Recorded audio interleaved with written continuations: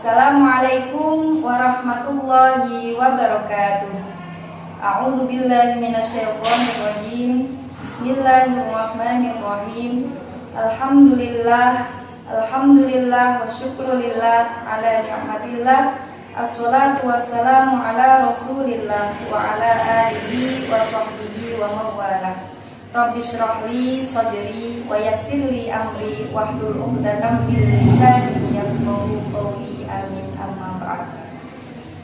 Kepada sahabat Fatayat dimanapun berada, terkhusus untuk sahabat Fatayat Kabupaten Demak yang saya cintai, alhamdulillah kita masih diberi kesempatan untuk bertemu meskipun hanya secara virtual.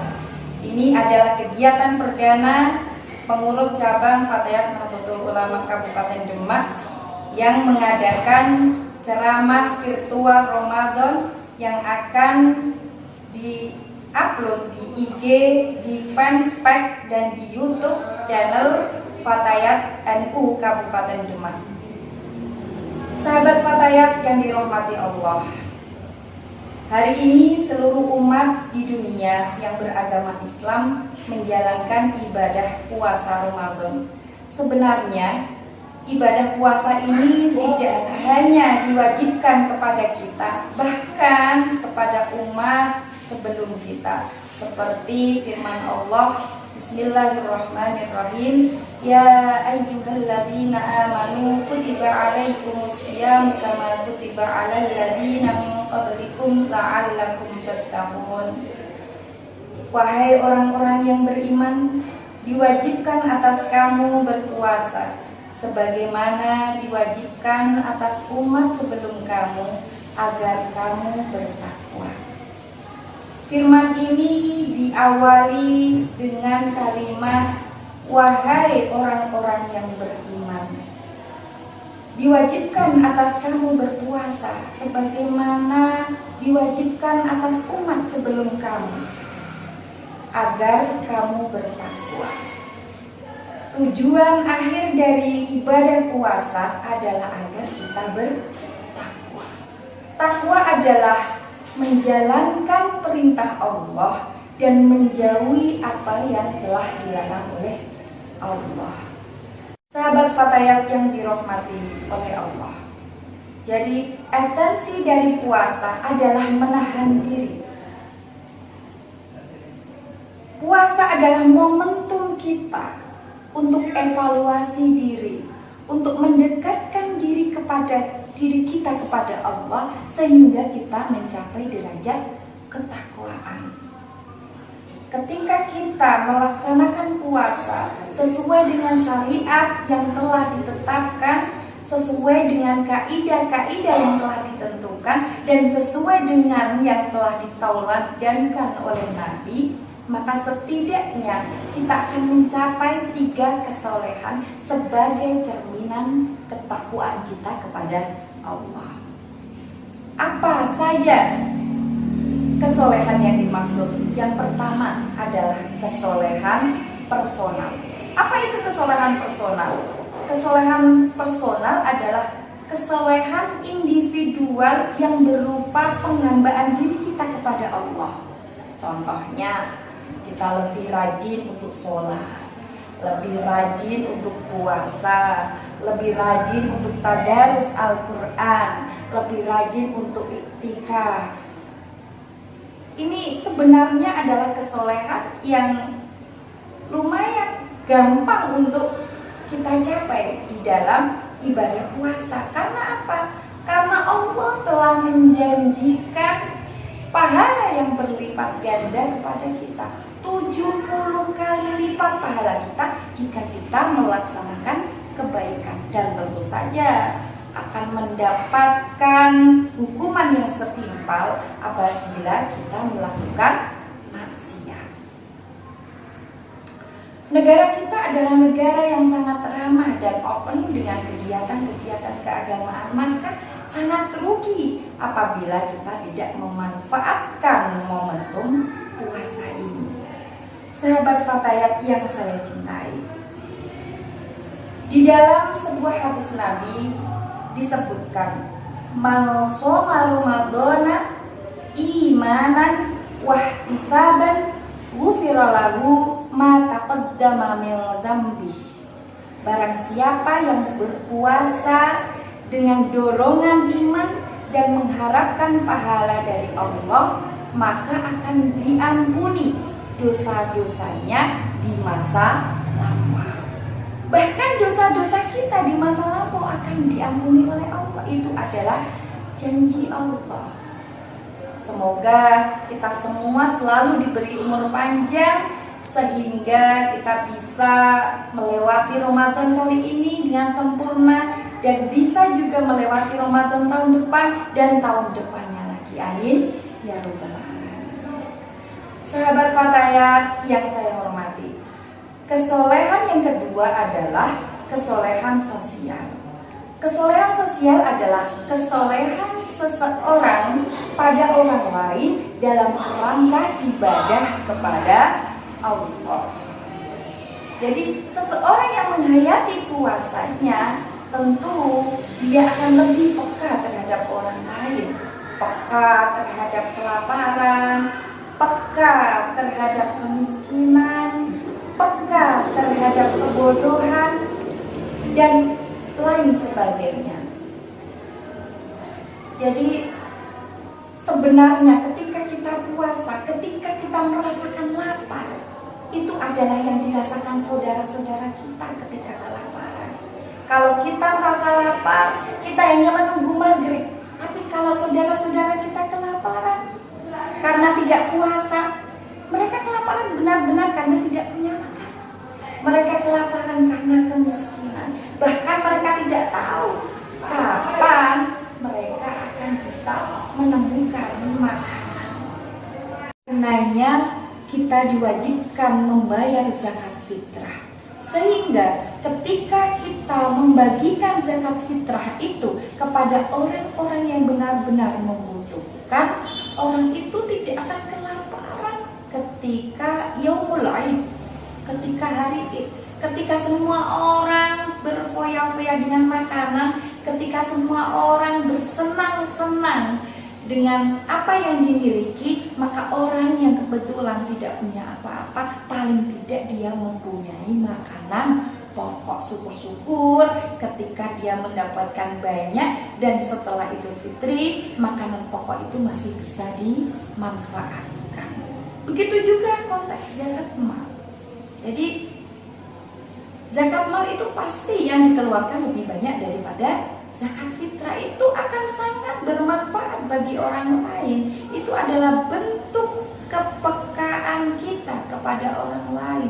Tidak hanya bermanfaat bagi orang yang membutuhkan, tetapi itu adalah bermanfaat juga bagi si pemberi zakat. Itu adalah untuk membersihkan hartanya. Sahabat Fatayat yang saya cintai, ada sebuah hadis Nabi yang menceritakan bahwa Nabi suatu hari Nabi kondur, Nabi pulang dari sholat Id.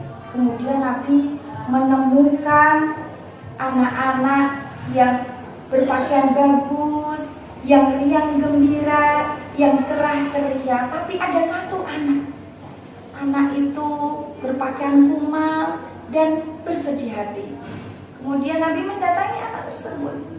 Ditanya oleh Nabi, "Nak, mengapa kamu tidak mau berkumpul dengan teman-temanmu yang ceria, yang bergembira? Mengapa kamu sendirian di sini?" Anak itu tidak tahu kalau itu adalah Rasulullah. Dia berkata, "Wahai Bapak, saya adalah anak seorang syahid. Ayahku meninggal ketika berperang dengan Rasulullah. Kemudian ibuku menikah dengan seorang laki-laki.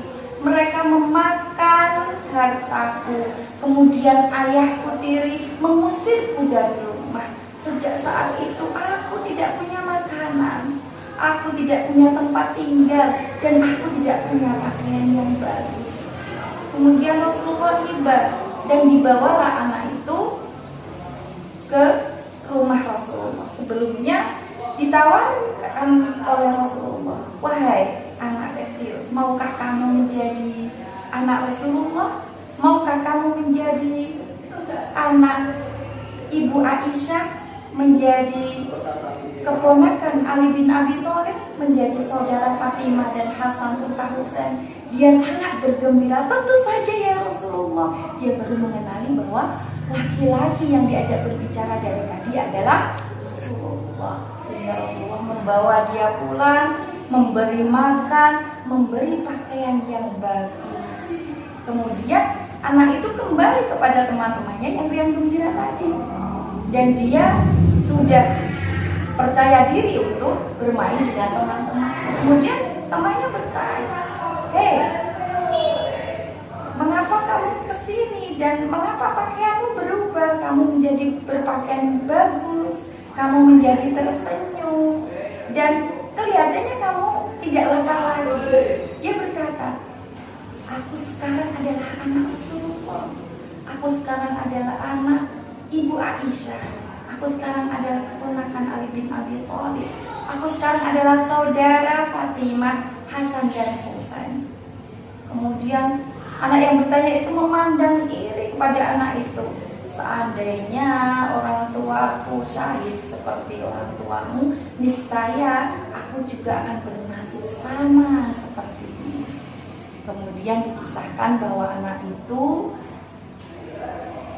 menjadi anak asuh Rasulullah sampai Rasulullah wafat. Kemudian dilanjutkan diasuh oleh Abu Bakar As-Siddiq. Sahabat Fatayat yang tercinta, ini adalah contoh teladan dari Nabi, betapa Nabi peka terhadap kelaparan, betapa Nabi peka terhadap kemiskinan. Kita yang mengaku umatnya harusnya menauladani sikap-sikap Rasulullah SAW.